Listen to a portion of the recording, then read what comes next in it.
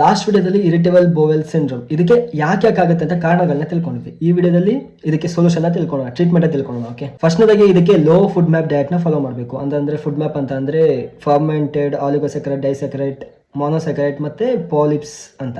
ಇಷ್ಟೇ ಅರ್ಥ ಮಾಡ್ಕೊಳ್ಳಿ. ಏನಂತ ಅಂದ್ರೆ ಈಗ ಗ್ಲೂಕೋಸ್ ಇದೆಯಲ್ಲ, ಈ glucose short chain fatty acid ಆಗುತ್ತೆ. ಮೊನೋಸೆಕ್ರೈಟ್, ಆಲಿಗೋಸೆಕ್ರೈಟ್, ಪಾಲಿಸೆಕ್ರೈಟ್ ಇದೆಲ್ಲ ನಿಮ್ಮ ಗಟ್ ಬ್ಯಾಕ್ಟೀರಿಯಾ ಇದೆಯಲ್ಲ, ಅಂದ್ರೆ ಬ್ಯಾಡ್ ಬ್ಯಾಕ್ಟೀರಿಯಾ, ಇವಕ್ಕೆ ಆಹಾರ ಆಗ್ತಾ ಇರುತ್ತೆ. ಬ್ಯಾಡ್ ಬ್ಯಾಕ್ಟೀರಿಯಾ ನಿಮ್ಮ ಬಾಡಿಲಿ ಜಾಸ್ತಿ ಆಯ್ತಂದ್ರೆ ನಿಮ್ಮ ಗಟ್ ಮೈಕ್ರೋಬಯೋಮ್ ಏನಿದೆ ಇದರಲ್ಲಿ ಇಂಬ್ಯಾಲೆನ್ಸ್ ಆಗುತ್ತೆ. ಸೊ ಇದು ನಿಮ್ಮ ಬಾಡಿಲಿ ಇರಿಟೇಷನ್ ಕಾಸ್ ಮಾಡುತ್ತೆ.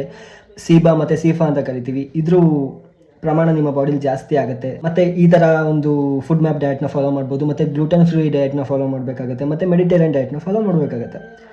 ಇದನ್ನ ಡಯಟ್ನ ನಾನು ನಿಮಗೆ ಒದಗಿಸ್ತೀನಿ, ನಂಗೆ ಮೆಸೇಜ್ ಮಾಡಿ. ಓಕೆ, ಮತ್ತೆ ಫಾಸ್ಟಿಂಗ್ ಮಾಡಿ ವಾರಕ್ಕೊಂದ್ಸಲ.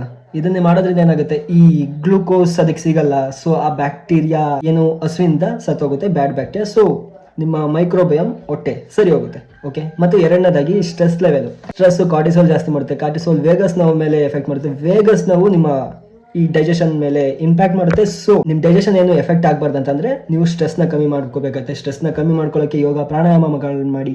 ಮತ್ತು ಮೂರನೇದಾಗಿ ಇಂಟಾಲರೆನ್ಸ್ ಅಂತ ಕರಿತೀವಿ. ಕೆಲವೊಬ್ಬರಿಗೆ ಲ್ಯಾಕ್ಟೋಸ್ ಇಂಟಾಲರೆನ್ಸ್ ಅಂತ ಇರುತ್ತೆ, ಅವ್ರಿಗೆ ಹಾಲನ್ನ ತಗೋಬೇಡಿ, ಹಾಲಿನ ಪ್ರಾಡಕ್ಟ್ಸ್ಗಳನ್ನ ತಗೋಬೇಡಿ. ಮತ್ತೆ ಇನ್ನು ಕೆಲವರಿಗೆ ಲೆಂಟಿಸ್ ಇಂಟಾಲರೆನ್ಸ್ ಅಂತ ಕರಿತೀವಿ. ಈ ಕಾಳುಗಳು, ದ್ವಿದಳ ಧಾನ್ಯಗಳೇನೇನಿದೆ ಅವುಗಳನ್ನ ಕಮ್ಮಿ ತಗೊಳ್ಳಿ. ಇದು ನಿಮಗೆ ಬೋವೆಲ್ ಇರಿಟೇಷನ್ ಮಾಡುತ್ತೆ. ಸೊ ಇದರಿಂದ ಕೂಡ ಕಾಸ್ ಆಗ್ಬೋದು. ಮತ್ತೆ ಸಾಧ್ಯವಾದಷ್ಟು ಊಟನ ಸೇಮ್ ಟೈಮ್ಗೆ ಡೈಲಿ ಮಾಡೋಕೆ ಟ್ರೈ ಮಾಡಿ. ಊಟದ ಮಧ್ಯೆ 4 ಅವರ್ ಗ್ಯಾಪ್ ಇರಲಿ. ಮತ್ತೆ ಇಂಟರ್ಮಿಟೆಂಟ್ ಫಾಸ್ಟಿಂಗ್ ಫಾಲೋ ಮಾಡಿ. ಇಂಟರ್ಮಿಟೆಂಟ್ ಫಾಸ್ಟಿಂಗ್ ಅಂದ್ರೆ ಸುಲಭ. 16 ಅವರ್ ದಿನದಲ್ಲಿ ಏನು ಊಟ ಮಾಡಂಗಿಲ್ಲ, 8 ಅವರಲ್ಲಿ ಎಲ್ಲ ಊಟ ಮಾಡ್ಕೋಬೇಕು. ಇದು ಇಂಟರ್ಮಿಟೆಂಟ್ ಫಾಸ್ಟಿಂಗ್. ಮತ್ತೆ ಊಟದಲ್ಲಿ ಹೆಚ್ಚು ಪ್ರೋಬಯೋಟಿಕ್ಸ್ನ ಆಡ್ ಮಾಡಿ. ಪ್ರೋಬಯೋಟಿಕ್ಸ್ ಅಂತ ಅಂದ್ರೆ ಮೊಸರು, ಮಜ್ಜಿಗೆ ಇವನ್ನ ಆಡ್ ಮಾಡಿ.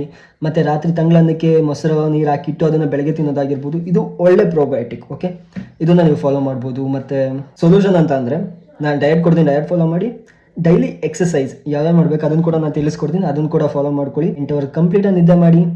ಊಟದ ಮಧ್ಯೆ ಗ್ಯಾಪ್ ಇರಲಿ. ಊಟ ಮಾಡಿದ ತಕ್ಷಣ ಮಲಗಬೇಡಿ. ಊಟದ ಫಾಸ್ಟಾಗಿ ಮಾಡಬೇಡಿ. ಕಾಫಿ ಟೀನ ಜಾಸ್ತಿ ಕುಡಿಬೇಡಿ. ಮತ್ತೆ ನಿಮ್ಗೆ ಯಾವ್ದಾದ್ರು ಇಂಟಾಲರೆನ್ಸ್ ಇದ್ರೆ ಆ ಅಂತ ಫುಡ್ಗಳನ್ನ ಜಾಸ್ತಿ ತಗೋಬೇಡಿ. ನಿಮ್ಮ ಸ್ಟ್ರೆಸ್ ಲೆವೆಲ್ನ ಕಮ್ಮಿ ಮಾಡ್ಕೊಳ್ಳಿ. ಇದಿಷ್ಟು ಫಾಲೋ ಮಾಡ್ಕೊಳ್ಳಿ, ಸಾಕಾಗುತ್ತೆ. ನಿಮ್ಗೆ ಏನಾದ್ರು ಕನ್ಸಲ್ಟೇಷನ್ ಬೇಕಾದ್ರೆ ನೀವು ನನ್ನ ಸಂಪರ್ಕಿಸಬಹುದು. ಇದ್ರ ಅವಶ್ಯಕತೆ ಇರೋ ನಿಮ್ಮ ಫ್ಯಾಮಿಲಿ, ಫ್ರೆಂಡ್ಸ್ ಯಾರೇ ಆಗಿದ್ರು ಅವರಿಗೆ ಸಜೆಸ್ಟ್ ಮಾಡಿ. ಯಾಕಂದ್ರೆ ನಿಮ್ಮ ಆರೋಗ್ಯ ನನ್ನ ಆದ್ಯತೆ. ಧನ್ಯವಾದ.